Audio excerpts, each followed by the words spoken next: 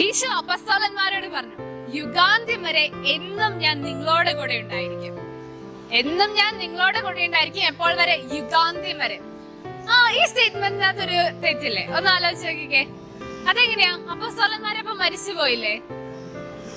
അല്ലെങ്കിൽ ഈശോ ഇങ്ങനെ പറയണായിരുന്നു, നിങ്ങൾ മരിക്കുന്നത് വരെ എന്നും ഞാൻ നിങ്ങളോട് കൂടെ ഉണ്ടായിരിക്കും. അങ്ങനെയല്ല പറഞ്ഞ, യുഗാന്ത്യം വരെ എന്നും ഞാൻ നിങ്ങളോട് കൂടെ ഉണ്ടായിരിക്കും. ഈശോ ഇതിലൂടെ പൗരോഹിത്യത്തിന്റെ ഇറ്റാണിറ്റി സൂചിപ്പിക്കുകയായിരുന്നു. അതായത് ഈശോ സ്ലീഹന്മാർക്ക് തന്റെ പൗരോഹിത്യ അധികാരം കൊടുക്കുകയും അവരുടെ പിൻഗാമികളിലൂടെയും അവരുടെ ശുശ്രൂഷകളിലൂടെയുമാണ് തന്റെ ശുശ്രൂഷ കൈമാറ്റം ചെയ്യപ്പെടാൻ ഈശോ ഏൽപ്പിച്ചത്. അപ്പം പൗരോഹിത്യം എന്ന് പറയുന്നത് മീഡിയേറ്റർഷിപ്പ് അല്ല. നമ്മൾ പൗരോഹിത്യം വഴിയാണ് ജീവിക്കുന്നത്. പൗരോഹിത്യം ഇല്ലെങ്കിൽ പരിശുദ്ധ സഭ ഇല്ല. അത്രയും ശ്രേഷ്ഠമാണ് കത്തോലിക്ക പൗരോഹിത്യം എന്ന കാര്യം നമ്മൾ അനുസ്മരിക്കുക.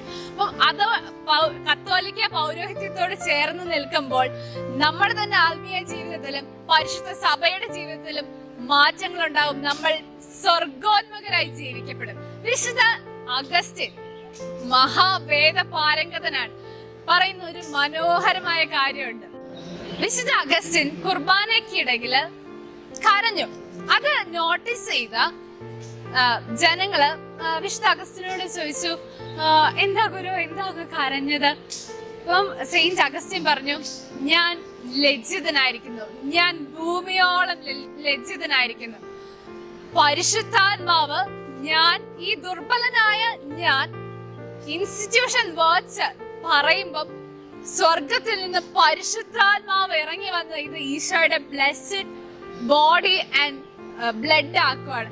എത്ര ബലഹീനനായ ഞാൻ അരുളി ചെയ്യുമ്പോഴാണ് പരിശുദ്ധാത്മാവ് ഇറങ്ങി വരുന്നത്. പരിശുദ്ധാത്മാവാണ് ഇറങ്ങി വരുന്നത്. അപ്പം അത്രയും ശ്രേഷ്ഠമാണ് കത്തോലിക്ക പൗരോഹിത്യം. അവരെ അവഹേളിക്കുമ്പോൾ നമ്മൾ ദൈവത്തെ തന്നെയാണ് അവഹേളിക്കുന്നത്. കാരണം തിരുപ്പട്ടം എന്ന കൂദാശയിലൂടെ അവരുടെ വ്യക്തിത്വത്തിൽ ഈശോയുടെ വ്യക്തിത്വം വേർതിരിക്കാനാവാത്ത വിധം കലർന്നിരിക്കുവാണ്. വിശ്വാസ ജീവിതത്തിൽ അടുത്തൊരു ഇമ്പോർട്ടന്റ് കാര്യമാണ് sacramental life, being constant in sacramental life. ഞാൻ മുന്നേ പറഞ്ഞല്ലോ, നമ്മൾ ഈശോയുടെ ശരീരമാണ്, ശരീരത്തിലെ അംഗങ്ങളാണ്. ഈശോ ശരീരത്തിന്റെ ശിരസ്സാണ്. ഈശോയിലൂടെ ഒഴുകി വരുന്ന ജീവരസം നമുക്ക് ആവശ്യമാണ്. അതില്ലാതെ നമുക്ക് വേറെ എക്സിസ്റ്റൻസ് ഇല്ല. ഈശോ തന്നെ മുന്തിരിച്ചെടിയുടെ ഉപമ പറയുന്നുണ്ടല്ലോ, തായ്തൊണ്ടിലൂടെ ഒഴുകി വരുന്ന ജീവരസങ്ങൾ ശാഖകളിലേക്ക് എത്തുന്നില്ലെങ്കിൽ ആ ശാഖകൾക്ക് പിന്നെ എക്സിസ്റ്റൻസ് ഇല്ല, അവര് മരിച്ചു, അത്രേ ഉള്ളൂ. ഈ ജീവരസമാണ് സേക്രമെന്റ്സ്. 7 കൂദാശകളിലൂടെ നമുക്ക് കിട്ടുന്ന ദൈവിക വരപ്രസാദം. അത് നമ്മളെ തന്നെ ജീവനോടെ ഇരിക്കാൻ നമ്മളെ സഹായിക്കുന്നു. അത് ഈ ഭൗമിക ജീവിതത്തിലായിക്കോട്ടെ, സ്വർഗീയ ജീവിതത്തിലേക്ക് നയിക്കുന്നതിലായിക്കോട്ടെ, sacraments and prayerful life, faithful life is a great part in it. നമ്മൾ മനുഷ്യരാണ്, നമ്മൾ വീണു പോകും, ഉറപ്പാ. പക്ഷെ വീണനത്തിൽ നിന്ന് എണീക്കാനുള്ള ധൈര്യം നമുക്കുണ്ടാവണം. പിന്നെ ഈശോയിലേക്ക് തിരിച്ചു ചെല്ലാനുള്ള ആ ഒരു ഗട്സ് നമുക്ക് വളർത്തിയെടുക്കാൻ നമ്മളെ കൊണ്ട് പറ്റണം. ഈശോ കൈ നീട്ടി നമ്മളെ സ്വീകരിക്കാൻ റെഡിയാണ്. ഈശോ ഒരിക്കലും നമ്മളോട് ദേഷ്യം വെച്ച് പുലർത്തുന്ന ആളല്ല. ഈശോ ഓൾവേസ് വെൽക്കമിങ് ആണ്. സോ ഒന്നുകൊണ്ട് പേടിക്കണ്ട, വീണു പോയാലും ഒരു കുഴപ്പമില്ല. ഇനി എങ്ങനെ നമുക്ക് ഈ സേക്രമെന്റൽ ലൈഫിൽ അല്ലെങ്കിൽ വിശ്വാസ ജീവിതത്തിൽ കോൺസ്റ്റന്റ് ആയിട്ടിരിക്കാം? നമുക്ക് സ്വർഗമുണ്ടെന്നുള്ള ബോധ്യം, ആ തിരിച്ചറിവ് ഉണ്ടെങ്കിൽ തന്നെ നമുക്ക് അതിനെ കൊണ്ട് സാധിക്കും.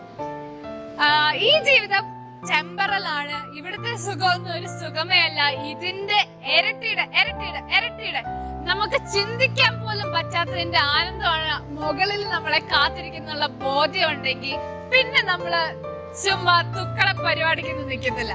Only high level things. വിശുദ്ധ ചാവറ പിതാവ് തന്റെ മരണസമയത്ത് പറയുന്ന മനോഹരമായ ഒരു സ്റ്റേറ്റ്മെന്റ് ഉണ്ട്. ഈശോയെ, മാമോദീസായിലൂടെ എനിക്ക് ലഭിച്ച ദൈവിക വരപ്രസാദത്തെ നഷ്ടപ്പെടുത്താതെ മരണം വരെ ജീവിക്കാൻ സാധിച്ചതിൽ ഞാൻ അങ്ങേക്ക് നന്ദി പറയുന്നു ഈശോയെ. ഇങ്ങനെ നമുക്ക് പറയാൻ പറ്റുമോ? മാമോദീസ സ്വീകരിച്ച നമ്മുടെ ലക്ഷ്യം എന്ന് പറയുന്നത് സ്വർഗത്തിൽ എത്തിച്ചേരുക എന്നുള്ളതാണ്. ഈശോ നമുക്ക് എല്ലാവർക്കും വാഗ്ദാനം ചെയ്തിരിക്കുന്ന ഒരേ സ്വർഗമാണ്. പക്ഷേ നമ്മൾ ഈ ഭൂമിയിൽ ജീവിക്കുന്ന പേഴ്സണാലിറ്റി അങ്ങനെ സ്വർഗത്തിലേക്ക് അസെൻഡഡ് ആകും. അപ്പൊ നമ്മളിവിടെ ചെയ്തിരിക്കുന്ന തിന്മകളും നമ്മളിവിടെ ചെയ്യുന്ന അലമ്പ് ജീവിതമൊക്കെ സ്വർഗത്തിലും കാണപ്പെടും. ബൈബിളിൽ പറയുന്നുണ്ടല്ലോ, നമ്മളിപ്പോൾ അവ്യക്തമായി കാണുന്നു, അവിടെ എത്തുമ്പോൾ നമ്മൾ കണ്ണാടിയിൽ എന്നതുപോലെ വ്യക്തമായി മുഖാഭിമുഖം കാണുന്നു. ഇതൊരു കോമ്പറ്റീഷൻ ആയിരിക്കണം നമുക്ക് സ്വർഗത്തിൽ എത്തിച്ചേരാൻ എന്ന് പറയുന്നത്. അത്രയും വിശുദ്ധമായിട്ട് ജീവിക്കാനും വിശുദ്ധിയിൽ ആ കോമ്പറ്റീറ്റീവ് സ്പിരിറ്റ്, അല്ലാതെ ഇവിടെ എത്രമാത്രം അടിച്ചു പൊളിച്ച് ജീവിക്കുന്നു അതിലല്ലാതെ എത്രത്തോളം വിശുദ്ധമായിട്ട് നമ്മൾ ജീവിക്കുന്നു, അതൊരു നമുക്ക് കോമ്പറ്റീഷനായി മാറട്ടെ എന്നുള്ളതാണ് എന്റെ ഒരു പേഴ്സണൽ എക്സ്പീരിയൻസ്. അപ്പൊ നമുക്ക് എങ്ങനെ വിശ്വാസ ജീവിതത്തിൽ ആഴപ്പെടാം?